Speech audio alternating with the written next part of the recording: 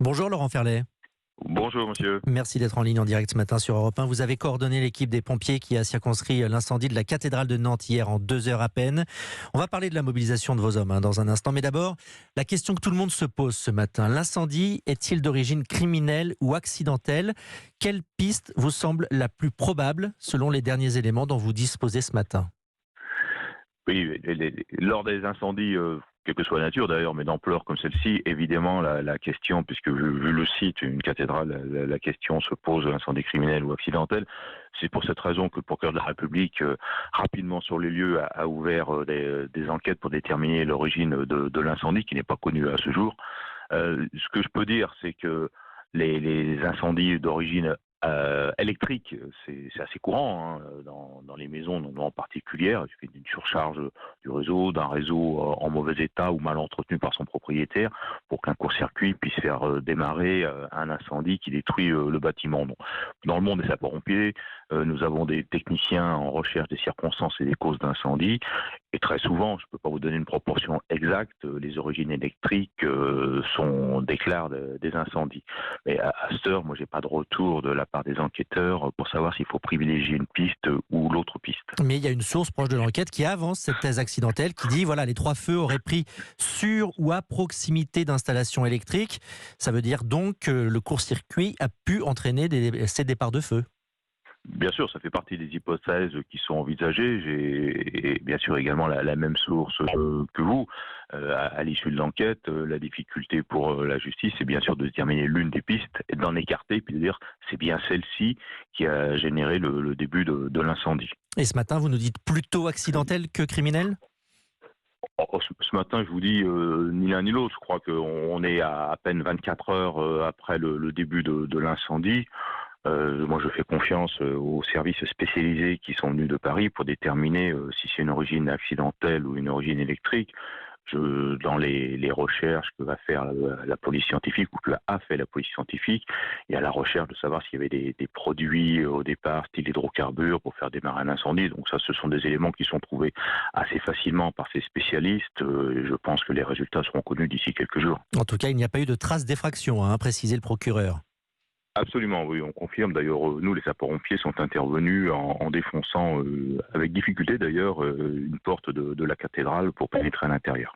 Un témoin est arrivé très tôt sur les lieux hier matin. Il dit avoir entendu un coup de carillon vers 7h30 et un son semblable au bruit d'une ampoule de maison qui se brise. Ça peut être quoi?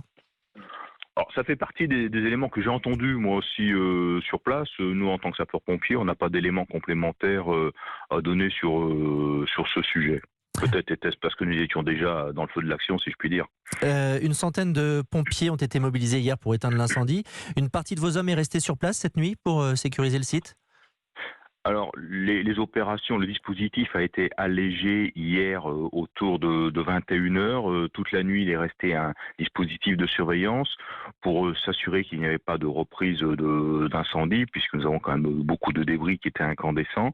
Les sapeurs-pompiers sont restés toute la nuit, ont fait des relevés à l'aide d'une caméra thermique. À l'heure où je vous parle, il n'y a plus de points chauds qui ont été remarqués sur le site. Une prochaine réunion a lieu à 8h30 pour voir dans quelle mesure on lève totalement le dispositif. Donc ça veut dire que ce matin, la cathédrale n'est pas en danger?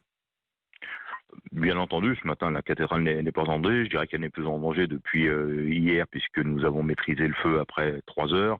Et après, nous étions sur un dispositif de consolidation de certaines parties de manière à ce qu'on puisse accéder au cœur du foyer sans prendre de risques pour les sapeurs-pompiers. D'ailleurs, à ce titre, 2 sapeurs-pompiers ont été légèrement blessés pendant les opérations de sécurisation du site. Ils sont sortis de l'hôpital et ils vont bien désormais.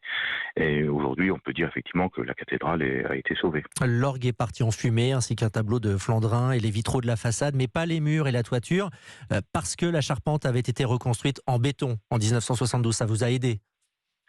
Effectivement, c'est un élément favorable que l'on connaissait depuis le début, puisque dès les premiers appels, on savait que c'était un incendie très violent, et en plus les images sur les réseaux sociaux l'ont montré. C'est un élément favorable puisque le risque était d'avoir une propagation des gaz chauds en partie haute de la cathédrale, notamment en accumulation dans la toiture, qui pouvait entraîner un feu généralisé de la toiture. Ici, l'armature est en béton et en plus, ce bâtiment a été recouché avec des recoupements, ce qui évite une propagation dans le sens de la longueur. C'est un établissement recevant du public qui a été visité en mai 2019 et qui avait reçu un avis favorable de la commission de sécurité. Combien de pompiers vont être mobilisés aujourd'hui et quelle va être leur mission ? Aujourd'hui, pour l'instant, j'ai une vingtaine de sapeurs-pompiers sur place. Je pense que d'ici 9 heures, après la réunion que nous aurons fait, le dispositif sera entièrement levé. Très bien. Donc ce matin, vous ne pouvez pas nous dire si la thèse accidentelle est privilégiée, mais c'est une piste. On sait que les tableaux électriques avaient été rénovés, je crois, il y a quelques semaines, quelques mois. Effectivement, oui, ça fait partie des éléments qu'on a échangés hier sur le site avec la justice, qui interroge aussi les sapeurs-pompiers pour savoir quels sont leurs avis et quels sont les éléments qu'ils peuvent apporter pour éclairer l'enquête. Oui, effectivement, les tableaux avaient été rénovés, c'est ce que j'ai eu comme information. Merci Laurent Ferlet.